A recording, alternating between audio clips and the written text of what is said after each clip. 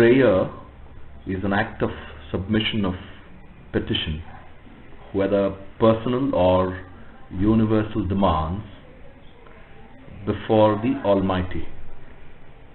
Mostly material needs or wants are requested for fulfillment.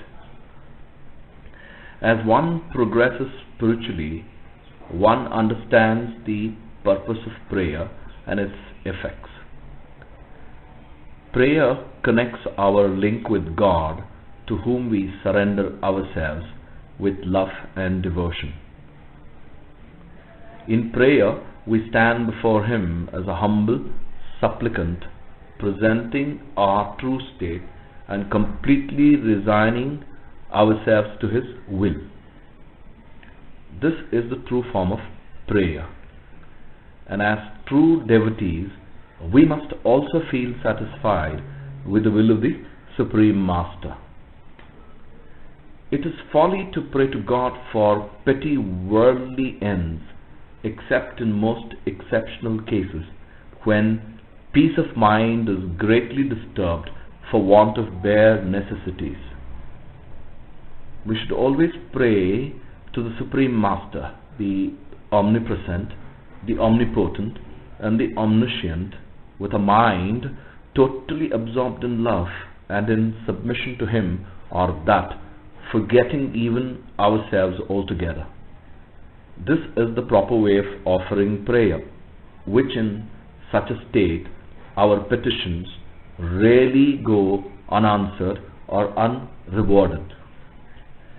Prayer is the spiritual connection established between this self and the ultimate which it is seeking. Prayer should not become a routine sort of thing, devoid of love and devotion and fervency. It should not become merely mechanical repetition and heartless. Nor is it a way of putting forth our demands by asking or begging for anything. In a way, you should ask and demand without appearing to ask and demand, because this is an easy way out for the ego. You may beg without begging. So this resistance to prayer is really a problem of the ego. You pray without praying. It is not something which is to be repeated over and over again. There must only be a suggestion, the faintest suggestion.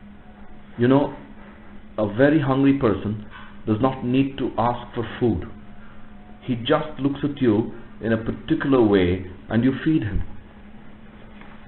If he should be asking for food again and again, you will only feel disturbed and annoyed and drive him away like a beggar.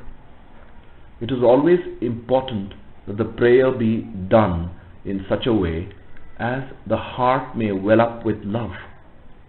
The purpose is that we create so much vacuum in our heart that the divine current may start descending into it in plenty. The filling in of currents of divinity in man's heart signifies the welling up of heart with love.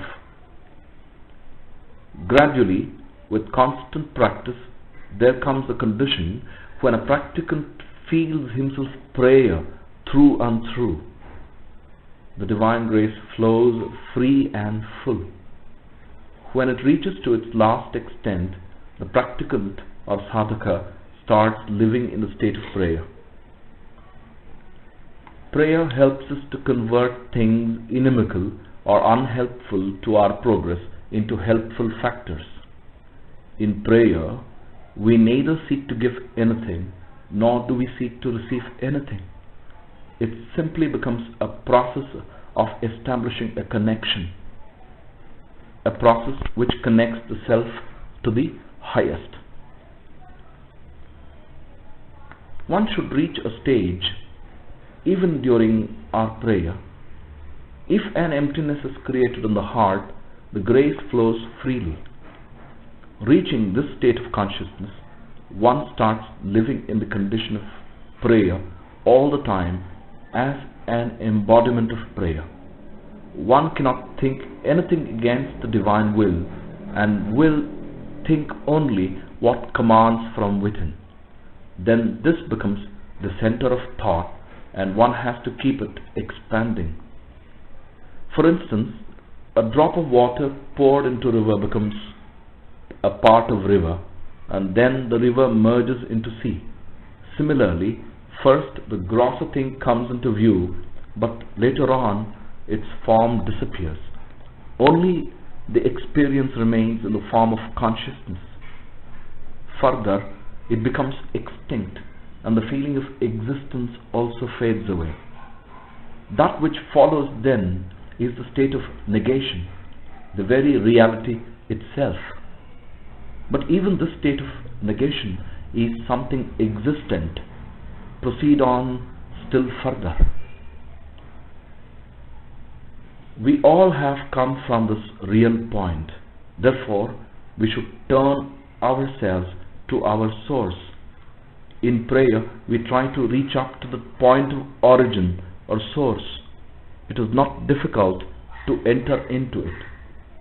Only a strong will with love for the divine is required. When a person creates this feeling within him by the divine grace of the Supreme Master, he is in the state of prayer. Every seeker should try and acquire this state with total surrender to his Master. If one enters into it even for a moment, his prayer or dua is granted. This state of consciousness in prayer is possible only when we develop love for the Divine Master.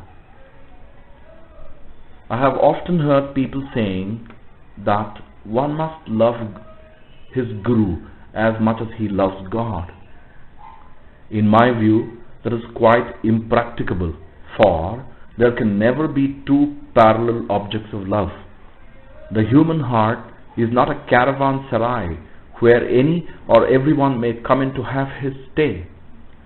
Love admits of no dual loyalties, not to speak of multiplicity. It has no room even for the duality of the lover and the beloved. I am reminded of the refrain in a prayer.